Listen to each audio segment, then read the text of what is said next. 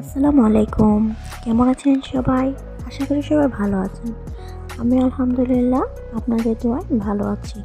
আজ আমি আপনাদের সাথে একটা মজার গল্প শেয়ার করতে যাচ্ছি। বিশাল এক পাহাড়ের ওপর এক ঈগল বাসা বানিয়েছিল। ঈগলের বাসায় ছিল তার 4টি ডিম। প্রতিদিন সকালে সেগুলো রেখে খাবারের খুঁজে উড়ে যেত।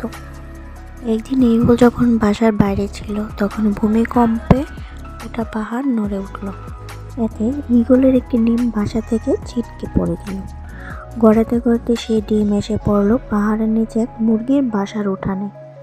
মুরগি সেই ডিমকে নিজের বাসায় নিয়ে এলো, অন্যান্য ডিমের সাথে রাখলো, যত্ন করে তা দিতে থাকলো। একদিন সেই ডিম ফুটে ঈগলের একটি সুন্দর বাচ্চাও বের হলো। মুরগির বাচ্চাদের সাথে ঈগলের বাচ্চাটিও বড় হয়ে উঠতে লাগলো, কিন্তু সে ভেতর থেকে সবসময় অন্য কিছু অনুভব করত। আকাশে একদিন ঈগলে একটা ঝাঁককে উড়ে বেড়াতে দেখে সে মুরগিকে বলল, ইস, যদি আমিও তাদের মতো উড়ে বেড়াতে পারতাম। মুরগি হেসে উত্তর দিল, তুমি কীভাবে উড়বে? তুমি তো মুরগি, আবার মুরগি কখনো ওড়ে না। মাঝে মাঝেই শখ গোত্রীয়দের উড়ে বেড়াতে দেখত এবং স্বপ্ন দেখত সেও তাদের মতো উড়ে বেড়াবে।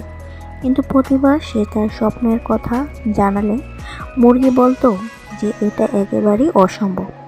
মুরগি এই কথাটি ঈগল বিশ্বাস করতে শিখলো এবং তার জীবনটা বাকি মুরগিদের মতোই কাটিয়ে দিল। অনেকদিন এভাবে কাটানোর পর একদিন সে মারাও গেল। আসলে আমাদের জীবনে এটাই চরমতম সত্য। তুমি যা বিশ্বাস করতে শেখো একদিন তুমি তাই হয়ে উঠবে। তাই তুমি যদি ঈগলের মতো উড়ার স্বপ্ন দেখো তবে সেই স্বপ্নকে অনুসরণ করো। মুরগির কথায় কান দিতে যেও না। ঠিক তেমনই আমাদের চারপাশে এমন অনেক লোকজন আছে যাদের কথা শুনে আমরা আমাদের স্বপ্নকে ভেঙে দিই। আমরা আমাদের স্বপ্ন দেখা,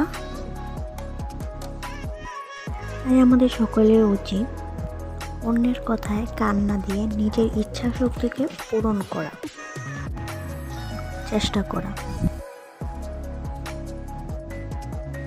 আমার এই ছোট্ট পেজটিতে লাইক, কমেন্ট, শেয়ার করে সবাইকে পাশে থাকার জন্য অনুরোধ রইল।